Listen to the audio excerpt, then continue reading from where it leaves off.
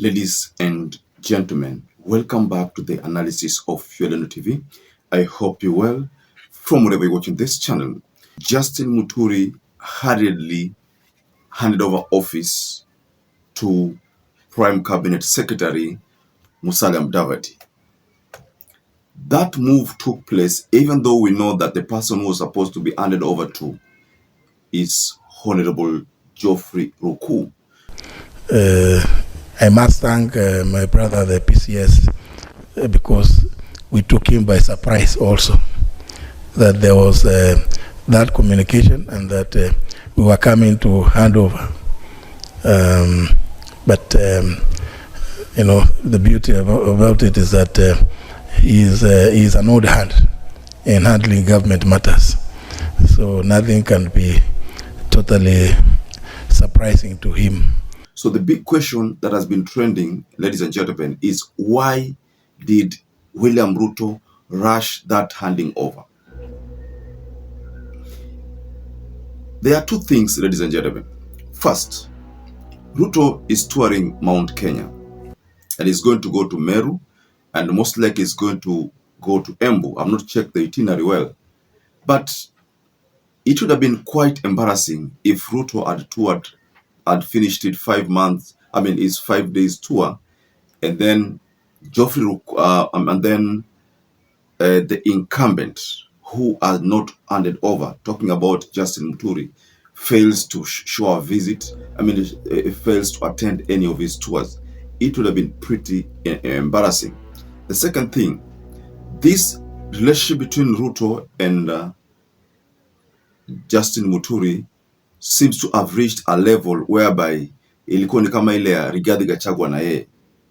Why did Ruto order this handing over, immediate handing over, even before Justin MUTURI's replacement had not been vetted? Remember, the Constitution talks about nominating someone, then that person is vetted.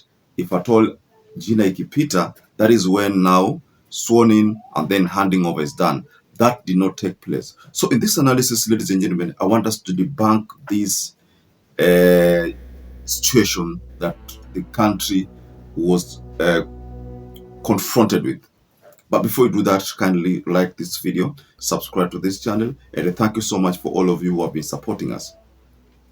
Justin MUTURI's statement, he had to give a statement after delivering, after Prime Cabinet Secretary had delivered his.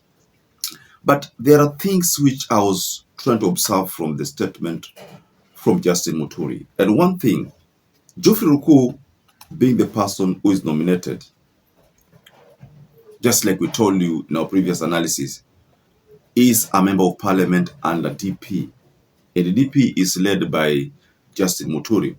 So it would have been maybe pretty embarrassing to Justin MUTURI kama angeonekana kwamba ana handover kwa mdogo wake. Remember, Justin MUTURI invested in Geoffrey Ruku for that position of member of parliament, DP. Remember, in Embu, majority of the seats there were occupied by UDA, but kule Ruku alishinda ilikuwa ni DP nilichukua, na ilichukua kwa sababu ya Justin MUTURI. If it were not Justin MUTURI, labda Ruku hangechukua hiyo kiti. So let's not talk about that. This handing over to Mudavadi, who is not the one who was nominated. Mind you, when William Ruto nominated Ruku, the person whom MUTURI was to hand over to is Ruku and not Mudavadi. But then if you look at certain things that Justin MUTURI said, it's not the fact that Ruto said Justin MUTURI was incompetent. But if you go back to probably last year, 23rd June, that is the time when now demonstrations had reached its peak and the police appear to have been overwhelmed. DUALE issued a gazette notice. I don't know how many of you still remember. That gazette notice enforced the deployment of KDF on the streets of Nairobi. And according to MUTURI back then, he realized that that was like subjecting Kenya to a military rule. Now, there's something that MUTURI is telling us here. and I think he said it even last year, that that Gazette notice was never reversed. So DUALE never issued another a degazettement, never issued a degazettement of that notice. That there was expectation that DUALE would maybe go back and probably issue another notice saying that the KDF are now back on the barracks and probably manning our borders. And this is explained again in MUTURI's another statement, where he says that that could be the reason why the security chiefs had the audacity to lecture Kenyans on what they should do and what they should not do.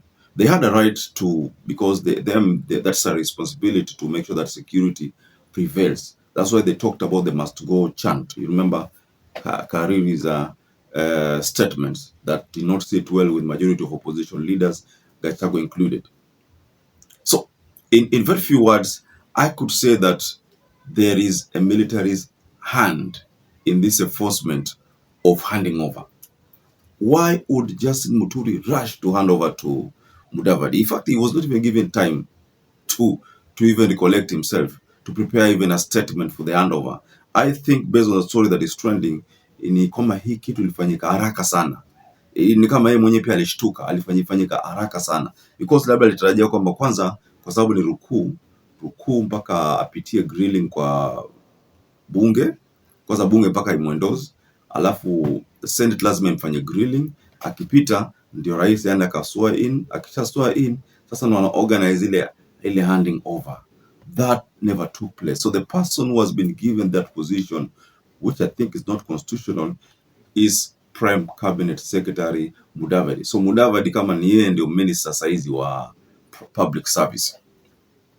So if you look at the development, ladies and gentlemen, these are some of the things why Justin Muturi and William Ruto do not see eye to eye. And we heard what Ruto said during the 31st March interview at in Sagana, at Sagana State Lodge, when he said that Muturi alisusia kazi, yeah, and he fell short of saying that Muturi alijifuta kazi mwenyewe. Those are some of the things which Ruto mentioned during that interview. So, ladies and gentlemen, I just want you to go below in the comment section and tell us, what do you think Ruto could have quickly ordered that handing over of Muturi? Yani ni kama toka kwa serikali yangu. That was the message. Toka kwa serikali yangu haraka haraka, toka. It had reached a point where maybe Ruto alikuwa hawezi kutolerate kukaa na Muturi anymore. That was toka kwa serikali yangu. That's the only thing, ladies and gentlemen, I can decipher from this. What do you think, ladies and gentlemen? So perhaps if you're watching this video and you've not subscribed, take 1 second and subscribe, like this video. Until you catch up again, stay safe and stay blessed.